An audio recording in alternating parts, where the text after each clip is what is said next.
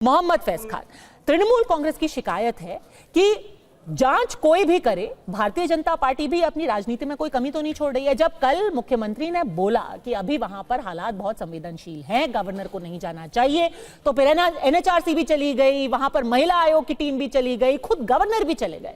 ये तो एक राजनीति है ना कि आप बिल्कुल ही मतलब एक सरकार के ऊपर हावी हो जा रहे हैं जब सरकार मामला कंट्रोल करने की कोशिश कर रही है। बिस्मिल्लाहिर्रहमानिर्रहीम रब्बिश रहली सदरी व यस्सिर ली अमरी वहलुल उक़दतन मिन लिसानी यफ़क़हू क़ौली। जय हिंद, भारत माता की जय। देखिए, थोड़ा सा संविधान का ज्ञान और भारतीय कानूनों का ज्ञान होना चाहिए। राष्ट्रपति संवैधानिक रूप से प्रधानमंत्री से ऊपर होता है, राज्यपाल संवैधानिक रूप से मुख्यमंत्री से ऊपर होता है।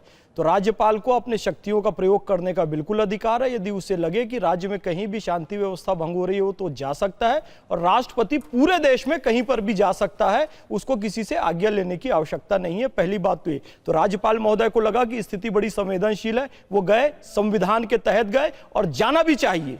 यदि राज्य सरकार असफल हो रही है तो केंद्र की महिला आयोग की टीम को भी जाना चाहिए, केंद्रीय रिजर्व बल को भी जाना चाहिए, और केंद्र की जितनी एजेंसी है वहां पर जरूर जाकर उसकी जांच करनी चाहिए। क्योंकि आप जो वीडियो दिखा रहे हैं ना, कुछ ब्लर करके दिखा रहे हैं, कुछ समझ कर दिखा रहे हैं। मेरे पास अनएडिटेड वीडियो भी हैं कि हिंदुओं के ऊपर कितने जुल्म हुए हैं जिसे दिखाया नहीं जा सकता। उसको शब्दों में यदि बयान करके कहा जाए तो एक महिला इस टीवी चैनल पर आकर कह रही है, और समाचार पत्र में छपा है कि दंगाई आकर यह कह रहे हैं कि अपनी चूड़ियां तोड़ दो, अपना सिंदूर पोंछ लो और हमारे साथ चलो और हमारे साथ रहो, तब तुम्हारे पति को जिंदा रहने देंगे, मिलने तब भी नहीं देंगे, तुम्हारे पति तब जिंदा रह पाएगा। ये सारी बातें मीडिया में आ रही है। और देखो, फैक्ट की बात अब शिवम भाई बहुत देर से कर चुके हैं, पद्मजा जी आप भी कर चुकी हैं, फैक्चुअल बातें। मैं एक भावनात्मक बात करना चाहूंगा। एक मुसलमान हूं, इस्लाम के नाम पर कोई कट्टरपंथ फैलाएगा तो मैं उसका विरोध करूंगा।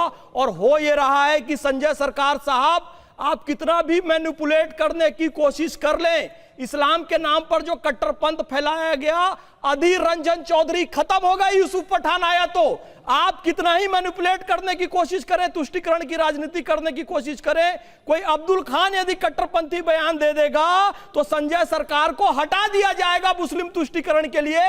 क्योंकि ममता बनर्जी बोल चुकी है मुसलमानों का तुष्टीकरण करने के लिए कि काफिरों से लड़ना है तुमको, अल्लाह की कसम। अरे ममता बनर्जी खुद इस्लाम का इतना दुरुपयोग कर रही है, इस्लामी सिद्धांतों का इतना दुरुपयोग कर रही है। यही काम जोगेंद्र नाथ मंडल के साथ 1947 में जिन्ना ने भी किया था। आप मुसलमानों को कट्टरपंथ की ओर मत ढकेलिए।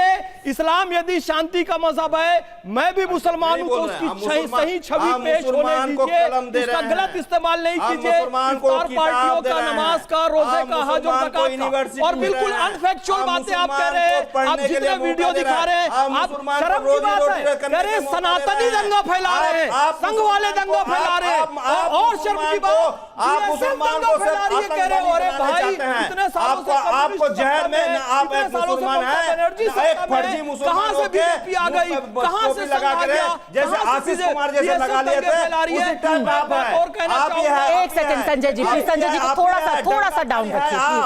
देखिए, मैं एक बात और कहना चाहूंगा, इसकी जो मुख्य जांच होनी चाहिए ना, पद्मजा जी ध्यान से सुनिएगा, PFI 2047 तक भारत को इस्लामिक राष्ट्र बनाएंगे इस संकल्प के साथ आई थी, उस पर प्रतिबंध लगा दिया गया। ठीक है, लेकिन उसके ही संस्थापक एक हैं जिनका नाम है इरम पुगल अबू बकर, जिन्होंने SDPI की भी स्थापना की है, वो केरल में कहीं ना कहीं सक्रिय हैं। इसलिए इतने ज्यादा मैनेजमेंट वाले दंगे दिखाई दे रहे, क्लियर दिखाई दे रहे, प्लानिंग वाले हैं कि काम है। ठीक है, फिर तो कोर्ट को ये फैसला कर लेना चाहिए कि क्या इसकी ज्यादा विस्तार से जांच होनी चाहिए। लेकिन ये जो सेक्युलर अलायंस एकदम पिछले एक हफ्ते से लामबंद हो गया है, फराज साहब, अब जो तथ्य सामने आ रहे हैं, आ रही हूं आपके पास सर, एक सेकेंड आ रही हूं। फराज किदवई, जो पूरा सेक्युलर अलायंस लामबंद हुआ था, ये तो सोचने वाली बात है ना। ये सारे तथ्य को क्या नजरअंदाज किया जा सकता है? मैं एक वीडियो आपको दिखाना चाहती हूँ। इतना दुर्भाग्यपूर्ण वो वीडियो है, 11 तारीख का है, जिस दिन हिंसा भड़की थी, जिस दिन मुर्शिदाबाद में हिंसा हुई थी, पश्चिम बंगाल के अलग अलग इलाकों में हुई थी। ये हुगली से है। किस तरीके से लोगों को चिन्हित करके उन पर अटैक किया गया था, ये सब कैमरे पे दर्ज है। और उसके बावजूद ये जो एक झूठ फैलाया जा रहा है कि भाई पार्टी ने हिंसा भड़का दी, बोहेरो गातों ने हिंसा भड़का दी, ये तो लोगों को कट्टरपंथ की तरफ धकेलेगा ना, और मुसलमानों के लिए ही ये कितना दुर्भाग्यपूर्ण है। एक बार ये वीडियो दिखाते हैं।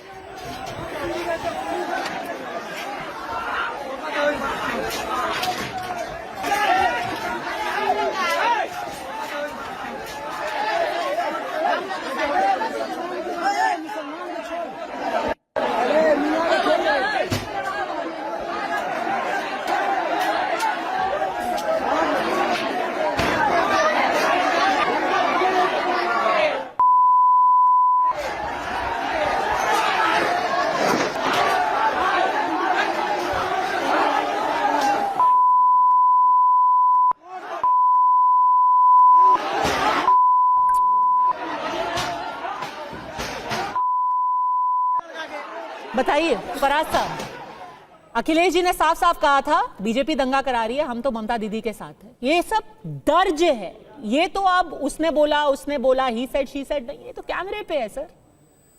हिंदुओं को मारो। पद्मजा जी, आई होप मुझे अनइंटरप्टेड टाइम दे। बिल्कुल सर, बोलिए। आज प्रॉब्लम क्या हो रही है, जो भी आपने ये तस्वीर दिखाई, ये दुर्भाग्यपूर्ण है, ये दुर्भाग्यपूर्ण है। और हिंसा किसी भी तरह की हो, चाहे उत्तर प्रदेश में हो, बंगाल में हो, बिहार में हो, महाराष्ट्र में हो, उसको किसी तरह से जस्टिफाई नहीं किया जा सकता है। लेकिन पद्मजा जी, एक साजिश चल रही है। साजिश ये चल रही है कि इस देश की सबसे बेहतरीन मुख्यमंत्री, इस देश की बेस्ट एडमिनिस्ट्रेटर, इस देश की मोस्ट इफेक्टिव, इस देश की मोस्ट, आप जिसको बोल सकते हैं one of the best chief ministers of India अगर कोई हैं तो ममता बनर्जी जी हैं। क्योंकि वो महिला मुख्यमंत्री हैं और भारतीय जनता पार्टी की ये हमेशा से मंशा रही है कि वो दलित विरोधी रहे हैं, महिला विरोधी रहे हैं, किसान विरोधी रहे हैं, इसीलिए इन दंगों से पहले भी ममता बनर्जी के पीछे ये लोग हाथ धो करके पड़े हुए हैं। अब मैंने क्यों कहा कि she is one of the best administrator, आपको अफसोस हो रहा होगा कि मैं थोड़ी ना कह रहा हूं, ये तो भारत सरकार कह रही है। भारत सरकार कह रही है कि ममता बनर्जी इस लॉ एंड ऑर्डर के मामले में इस देश की बेस्ट मुख्यमंत्री हैं। और अगर आपको यकीन नहीं हो रहा है तो आपकी रिसर्च टीम मेरी बात सुन रही होगी। एनसीआरबी की report table number 18.4 page number 33 2022 में सांप्रदायिक दंगे, जो लेटेस्ट रिपोर्ट है एनसीआरबी की, उसमें बंगाल में कितने हैं? 0। कितने हैं पद्मजा जी? 0। और उससे लगा हुआ जो बिहार है उसमें कितने? इस देश में। फराज साहब, आप कहां एनसीआरबी में गए? मैं बिल्कुल आपको अनइंटरप्टेड टाइम देना चाहती थी।